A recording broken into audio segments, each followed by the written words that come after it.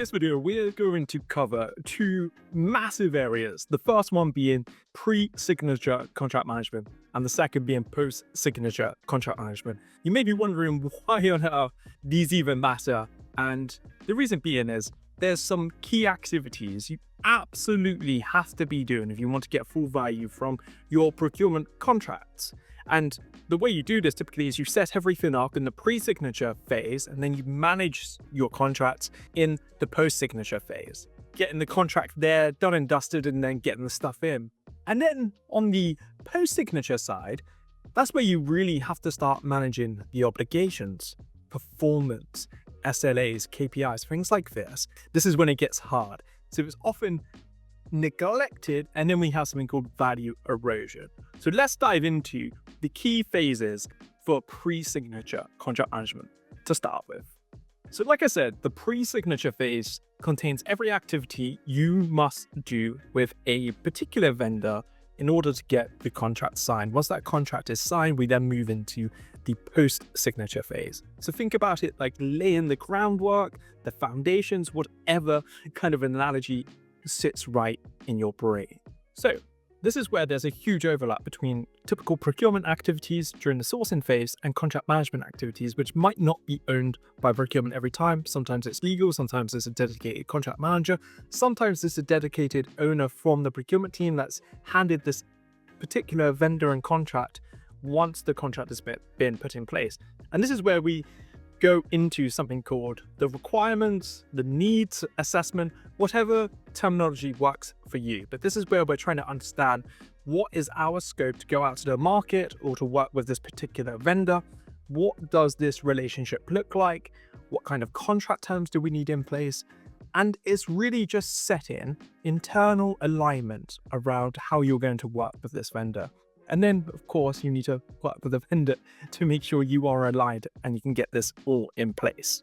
And then the next phase typically is looking at the negotiation. So the next massive phase is once you understand which vendor you're going to start working with, you'll then have some sort of request come in to review a particular type of contract. It could be a master services agreement, it could be a EULA, it could be a absolute behemoth, bespoke travesty of a contract. You've all been there. I've certainly been there.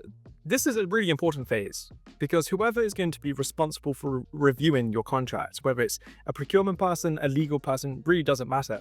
The triage phase is all about assigning the right person to the contract at the right time, making sure that you're reviewing the contract in the proper way. So using your contract playbook, heads of term, whatever it is you use in your organization to ensure that you are not signing up to anything in the contract that contradicts your organizational risk policies. That I appreciate. Let's just take it back a step, because that could sound like crazy jargon to any of you just listening. But in short, let's use an example. You may only be able to work with suppliers who have a data center in the European Union.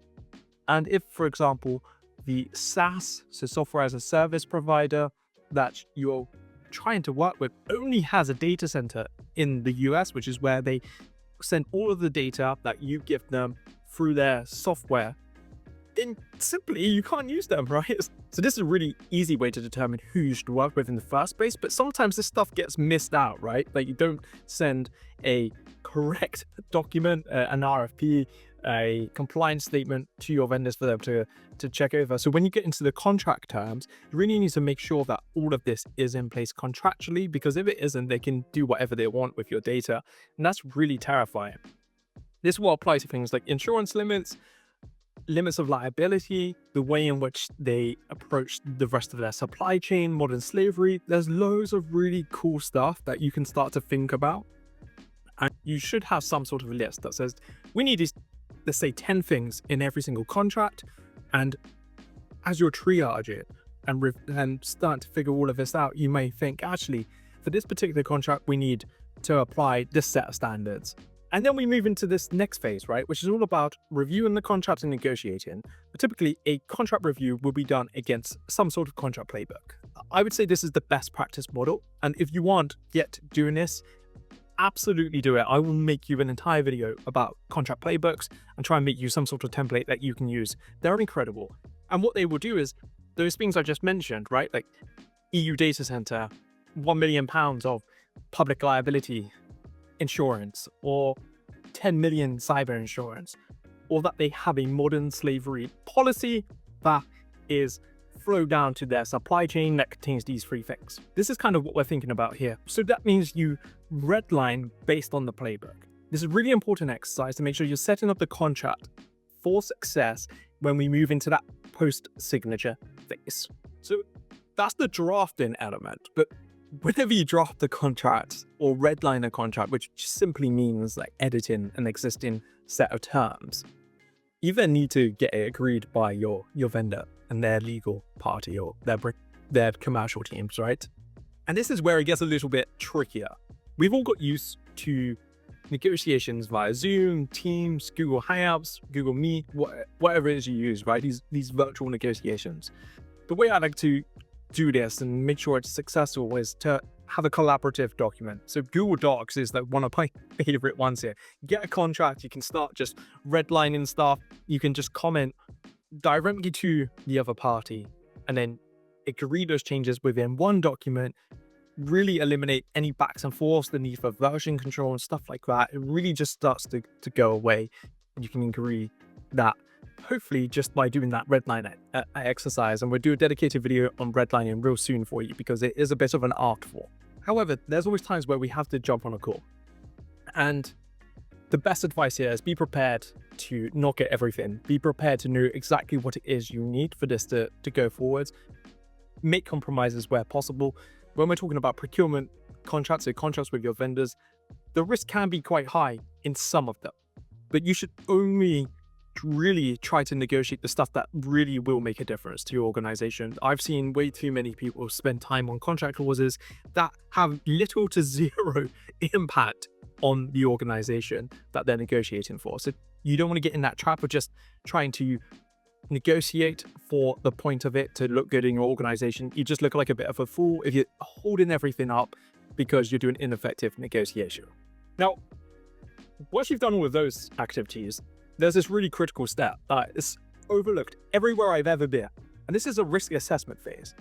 As we started to onboard this new vendor, supplier, when we've reviewed the contract terms and we started to get all this data from the supplier reviews that have been done there, the contract itself, what we're going to identify is a number of risks. And we have to, right now in the pre-signature contract phase, document every single one of those risks, give it a probability rating, give it an impact rating, make sure we're mitigating against that. Because if we don't do this now, when we go to manage these contracts in the post-signature phase, I guarantee some of these risks will materialize. They will cause you a lot of pain.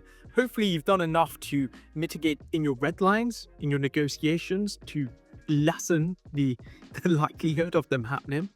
But you won't be able to do everything. So you need to document it. You need to make people aware in the business. And this should factor into your wider reviews and approvals for the specific contract, which is the next phase. Are we in a position to get this contract signed off internally and then move it through to contract signature, which should always be done by a digital signature. If you're still doing things with writing and paper documents and then storing them in file cabinets, I feel for you. So that's a really big deep dive here into pre-signature contract management. And I kind of get the sense that most people get that phase and why it's important. But the part that is always neglected, the part that's always overlooked, is the post-signature phase. This is the phase where if you've negotiated any savings with your vendor, your supplier, if you've got any really cool stuff, it pre-agreed. If you don't bother to make sure that the supplier delivers on these promises once they've signed the contract with you, they won't materialize. It sounds really cool putting, oh yeah, I saved 20% with the supplier on your savings tracker. What looks cooler? And trust me, what's better for your career to get those promotions, to get those bonuses, to get the merit within your organization is to say, actually, I didn't just agree to 20% savings. I secure 20% savings over this 3-year term. I've delivered on it, and I've done this multiple times. The way we do this is we manage the supplier through post-signature contract management. So we're going to look at a few bits here. First is all about obligation management. So within the contract, there'll be two sides to it, right? There's stuff that we have to do as the customer, the buyer, let's say, and there's stuff that we need the supplier to do. These are called obligations, tasks, deliverables, things that need to happen for the contract to be completed. These are never one-sided. You always have stuff on you, so don't neglect this from your perspective as well. And quite simply, you need to be able to document every single one of these obligations. You need to use these to track progress on the contract, whether on a weekly, monthly, quarterly, whatever. To be honest, I've had contracts that I would only look at once every couple of months. They're quite long term, they're not moving at a fast pace, but then I've had really condensed like 6-month contracts where we're prototyping, building, iterating, creating, delivering, and then putting into something. They're crazy fast, right? And you're having to manage that contract so closely, and you really have to almost project management. You always have to project manage every single phase, following some sort of GAN. You really need all your data aligned. So obligation management is so important. Do not neglect it. The next one is all about performance. Is your supplier performing the contract, and just in general, is the relationship panning out as you expected? You can use some contractual points here, right? So you'll probably have KPIs, SLAs within the contract that say certain things need to be done within certain timeframes, or to a certain quality level, or to a certain standard. If these aren't being met, these will give you a really easy way to manage performance. You can just highlight this, reference it to the supplier. You often have ways to claw back money or not send out money linked to every single one of these. So the supplier is incentivized to do these things in order for you to pay them as the buyer. This is an absolute critical moment in the contract. I've seen too many contracts be left to rot effectively. Suppliers just start doing whatever they want. They send things over, they get accepted because people don't have the time, they don't have the capacity, they don't have the capability to manage. But effective performance management based on tangible points, data points that you can point to within the contract. If you're not doing this, nothing good is going to come from this contract. Your suppliers are going to underperform, and you're going to be left with a rotting contract that's eroding value left, right, etc. I mentioned risk management in the pre-signature phase. It really doesn't go away in the post-signature phase. We're always going to be uncovering new risks as we manage both the obligations and the performance. We'll be managing risks related to underperformance, poor delivery, not delivering on time. All of this needs to be tracked proactively as you're managing the contract. I've inherited way too many contracts in the past, especially in my defense days, of these really long-term contracts. I'm talking 5 to 20-year long contracts for some really seriously scary and wonderful technology that were way off track. Everyone kind of knew, but didn't know why. It was really clear to see that it had never been managed properly. There was quarterly progress reports that were given, and no one reviewed it. No one went to the supplier to have a conversation about, hey, we're not meeting these 10 key deliverables here. What's going on? It's really not that difficult to get on top of this stuff, but you need to have a decent risk register to manage all of it. And then I'm just going to talk about one last part, and that is the exit of the contract. And there's a few different ways in which an exit from the contract can happen. We're going to have an exit based on the contract being fulfilled. So the supplier's delivered everything, you've fulfilled all of your obligations, no one's got anything left to do, the contract's been paid, it's been closed, it's done. Some contracts don't work like that, right? They work for a period of time because there's a service being provided. This is how my software contracts are now. And they can either be renewed, normally through an auto renewal, or you can terminate within a set period of time, depends on what the contract says. Or then we may have termination for cause or convenience. Now, termination for convenience is one of those sought after clauses that often isn't put in during the pre-signature phase, which simply allows you as the buyer to cancel the contract for any reason at any time. So this It's very powerful and you need a lot of leverage to do it. So these don't normally get agreed.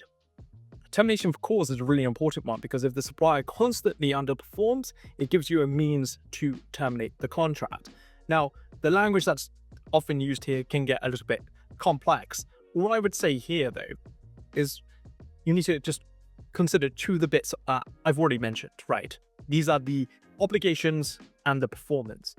If your supplier is not performing as expected and you've evidenced it, you've documented everything, you're probably very likely to be successful if you issue a notice to terminate for cause, and it's going to be really hard for that supplier to take it any further. They're really going to struggle to take it to court and say, actually, you need to reinstate performance of this contract because we were on top of everything. So this is why it's all so important. And you can see here in the post-signature contract management phase, if you fail to do any one of these items, key processes, that your contract's slowly going to lose the value that you've negotiated and agreed upon at the pre-signature phase. If you want to be successful, whether it's in procurement, legal, supply chain, these two areas need to be fused together. They need to be part of the work you do every single day. And if you can master both of these areas, you can bring value to your organization at both phases. Your career is going to absolutely skyrocket. There's so many people that are really good at the pre-signature contract management phase and suck at the post-signature. I would say all the values at the post-signature phase. You really do need to lay those good foundations, but what's the point of laying solid foundations if you let the rest of the house rot? I hope you got some value out of this video today. I would really appreciate it if you hit the like button, subscribe, and just check out the most commonly asked questions around pre-signature and post-signature. I pinned them to the top comment.